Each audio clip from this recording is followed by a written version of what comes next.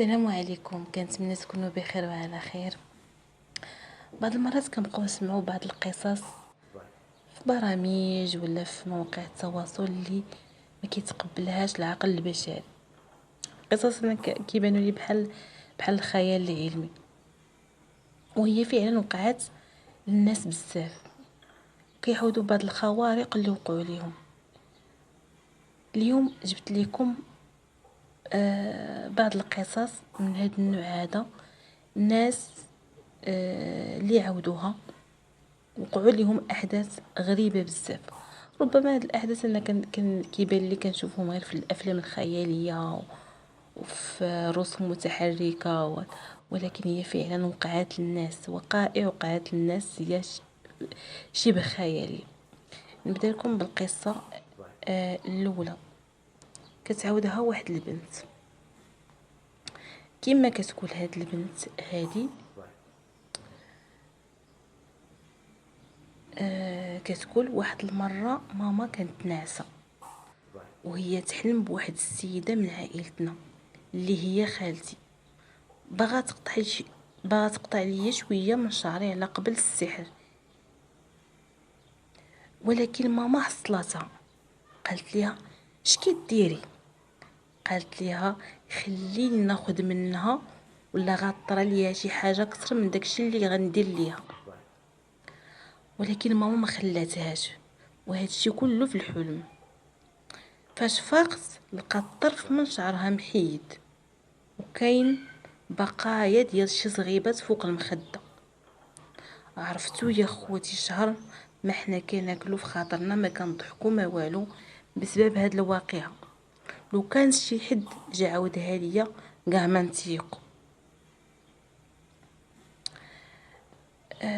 القصه الثانيه كتعاودها واحد السيده، كتقول فيها انا اول مره غنعيد بوحدي، غير انا وبنتي، حيت كنت مطلقه بيها، وحتى واحد ما قال لي اجي عيدي معنا، حتى العائله ديالي تجي حد ما داها فيا.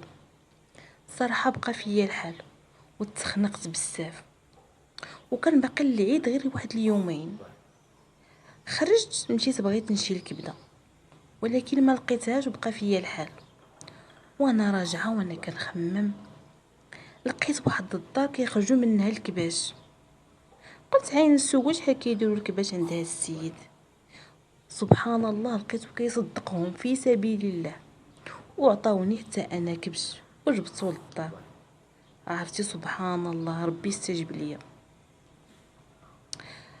واحد السيده عاوتاني كتعاود هذا واحد السيده واحده اخرى كتعاود القصه ديالها، كتقول فيها واحد المره كنت كنراجع الدروس وبقاو الكتبه فوق الطبله، وفاش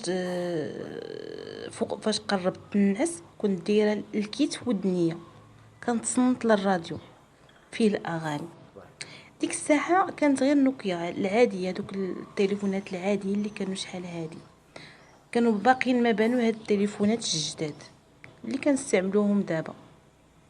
شويه هما يبانوا لي الكتبه تفتحوا كاملين، وبدات ورقه تبع ورقه وفمي تحل واحد الدرجه كبيره بلا خاطري، وخرج منه واحد الصوص كيخلع. من تما ما بقيت سمعت الاغاني، ولات عندي فوبيا من الاغاني. من داك النهار ما بقيتش كنسمع الاغاني. سبحان الله.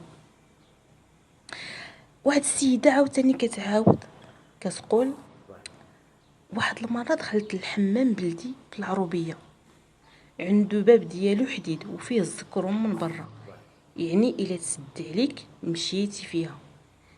جات عندي جده قالت لي واش نسد عليك الباب؟ وانا من التكلاخ ديالي قلت ليها انا حيت باقا صغيره ما عرفش الخطوره ديال الامر. جداتي سدات ومشات، والمشكله في هذا الشيء كامل كون غير هكاك، هي مشات زادت العواد الحمام وهو يسخن مزيان وانا نتخنق. بقيت كنغوت وكنضرب في الباب، كنغوت وكنضرب في الباب، حتى شي حد ما سمعني، حيت بانينو بعيد وجا في واحد الدخله مطرف. صافي قلت هذه هي النهايه، وهو يتحل الباب بوحدو من عند الله. واخا دايرين الزكرم. من تما جدة تخلعت وهي تحيدو. من تما ما بقينا استعملناه. قال ليها جدي كون البنت ما تحلش الباب كون مات، حيت لقاتني سخفت وتجيفت. كانت هذه معجزة سبحان الله.